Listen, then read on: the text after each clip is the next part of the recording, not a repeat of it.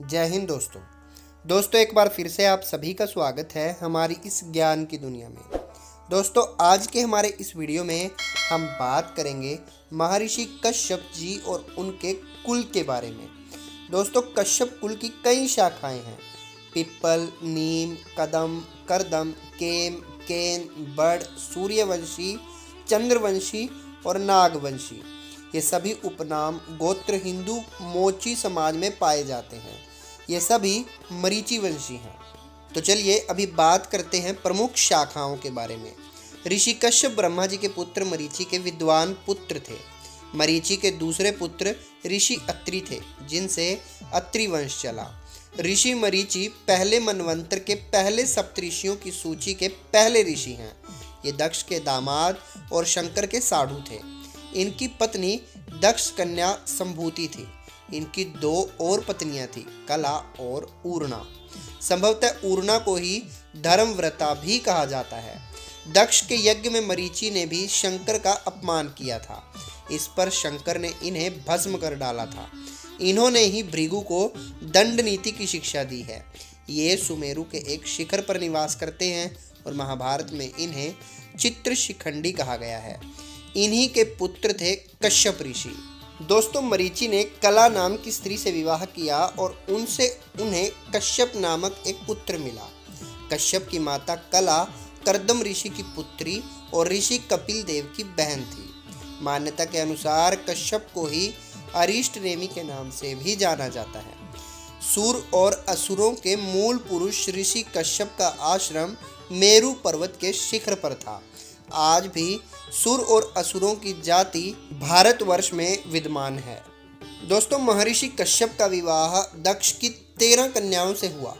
श्रीमद् भागवत के अनुसार दक्ष प्रजापति ने अपनी 60 कन्याओं में से 10 कन्याओं का विवाह धर्म के साथ, 13 कन्याओं का विवाह ऋषि कश्यप के साथ, 27 कन्याओं का विवाह चंद्रमा के साथ और 2 कन्याओं का विवाह भूत के साथ, 2 कन्याओं का विवाह अंगिरा के साथ, 2 कन्याओं का विवाह कृशाश्व के साथ, शेष 4 कन्याओं विनीता, कद्रु, पतंगी और यामिनी का विवाह ताक्षर्य कश्यप के साथ किया। इस प्रकार महर्षि कश्यप की अदिति, दिति, दनु, काष्ठा, अरिष्ठा, सुरसा, इला, मुनि, क्रोधवशा, ताम्रा, सुरभि, सुरसा, तिमि, विनीता, कद्रु, पातंगी और यामिनी आदि पत्नियां बनी। पुराणों के अनुसार कश्यप ने अपनी पत्नी अदिति के गर्भ से 12 आदित्यों को जन्म दिया। माना जाता है कि चाक्षुप मनवंतर काल में तुषित नामक 12 श्रेष्ठ गणों ने 12 आदित्यों के रूप में जन्म लिया, जो कि इस प्रकार थे: विवस्वान, अर्यमा, पूषा, त्वष्टा, सविता, भग, धाता, विधाता, वरुण, मित्र, इंद्र और त्रिविक्रम, जो भगवान वामन थे। ऋषि कश्यप के पुत्र विश्वान से वैवस्वत मनु का जन्म हुआ। अदिति के पुत्र ही देव और सुर कहलाए। इनके राजा इंद्र थे। वैवस्वत मनु के 10 पुत्र थे: इल, इक्ष्वाकु, कुशनाम, अरिष्ट, घृष्ट, नरिशंत, करुष, महाबली, सरयाति और प्रिषद। राजा इक्ष्वाकु के कुल में जैन और हिंदू धर्म के महान तीर्थकर, भगवान, राजा, साधु महात्मा और सृजनकारों का जन्म हुआ है। वैवस्वत मनु से ही सूर्य वंश की स्थापना हुई। मनु के 10 पुत्रों का वंश अलग अलग चला और सभी की रोचक जीवन गाथाएं हैं। मनु ने अपने ज्येष्ठ पुत्र इल को राज्य पर अभिषिक्त किया और वे स्वयं तप के लिए वन को चले गए। इक्ष्वाकु ने अपना अलग राज्य बसाया। भगवान राम इसी कुल में जन्मे थे। ये मनु के दूसरे पुत्र थे और इनके 3 पुत्र हुए: कुक्षी, निमि और दंडक। इक्ष्वाकु के प्रथम पुत्र कुक्षी के पुत्र का नाम विकुक्षी था।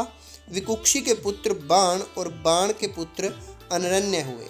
अनरण्य से पृथु और पृथु से त्रिशंकु का जन्म हुआ। त्रिशंकु के पुत्र धुंधुमार हुए।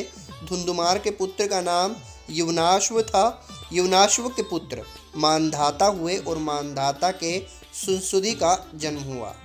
सुनसुधि के 2 पुत्र हुए: ध्रुवसंधि और प्रसेनजित। ध्रुवसंधि के पुत्र भरत हुए। कुक्षी के कुल में भरत से आगे चलकर सगर, भागीरथ, रघु, अम्बरीश, ययाति, नाभाग, दशरथ और भगवान राम हुए। उक्त सभी ने अयोध्या पर राज्य किया। पहले अयोध्या भारतवर्ष की राजधानी हुआ करती थी, बाद में हस्तिनापुर हो गई। इक्ष्वाकु के दूसरे पुत्र निमि मिथिला के राजा थे।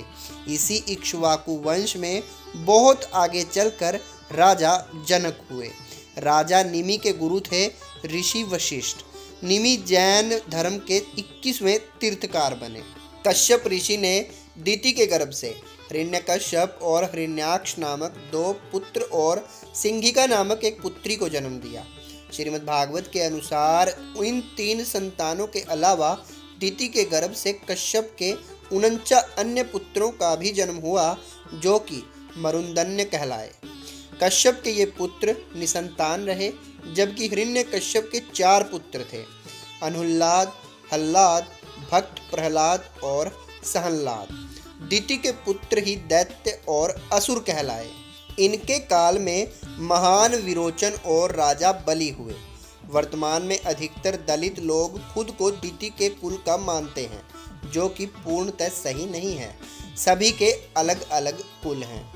दोस्तों, ऋषि कश्यप को उनकी पत्नी दनु के गर्भ से द्विमूर्धा, शंबर, अरिष्ट, हैग्रीव, विभावसु, अरुण, अनुतापन, धूम्रकेश, विरूपाक्ष, दुर्जय, अयोमुख, शंकुशिरा, कपिल, शंकर, एकचक्र, महाबाहु, तारक, महाबल, स्वरभानु, वृषपर्वा, महाबली, पुलोम और विप्रचिति आदि 61 महान पुत्रों की प्राप्ति हुई।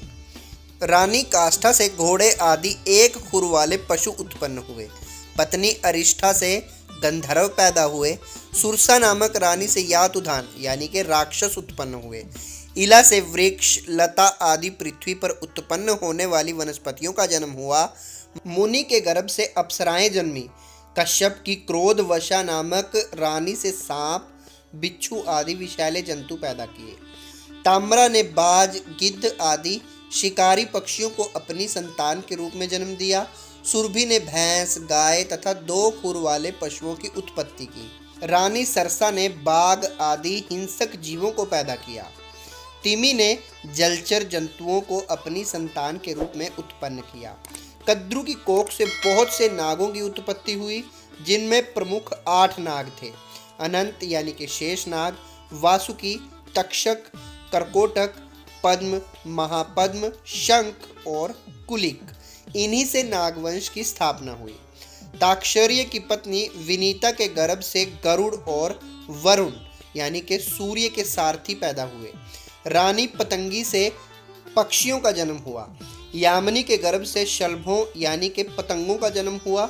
ब्रह्मा जी की आज्ञा से प्रजापति कश्यप ने वैश्वानर की 2 पुत्रियों पुलोमा और कालका के साथ भी विवाह किया। इनसे पलोम और काल के नाम के 60,000 रणवीर दानवों का जन्म हुआ, जो कि कालांतर में निवात कवच के नाम से विख्यात हुए। माना जाता है कि कश्यप ऋषि के नाम पर ही कश्यप सागर, जिसे कैप्सियन सागर भी कहते हैं, और कश्मीर का प्राचीन नाम था। समूचे कश्मीर पर ऋषि कश्यप और उनके पुत्रों का ही शासन था। कश्यप ऋषि का इतिहास प्राचीन माना जाता है। कैलाश पर्वत के आसपास भगवान शिव के गणों की सत्ता थी। उक्त इलाके में ही दक्ष राजाओं का साम्राज्य भी था। तो दोस्तों, ये था हमारा आज का वीडियो, जिसमें हमने आपको बताया महर्षि कश्यप और उनके वंश के बारे में। अगर आपको वीडियो पसंद आया हो तो वीडियो को लाइक करें और शेयर ज़रूर करें। हमारे चैनल को भी ज़रूर सब्सक्राइब कर लें। जल्द ही मिलेंगे आपको फिर से नए वीडियो के साथ। तब तक के लिए जय हिंद, जय भारत।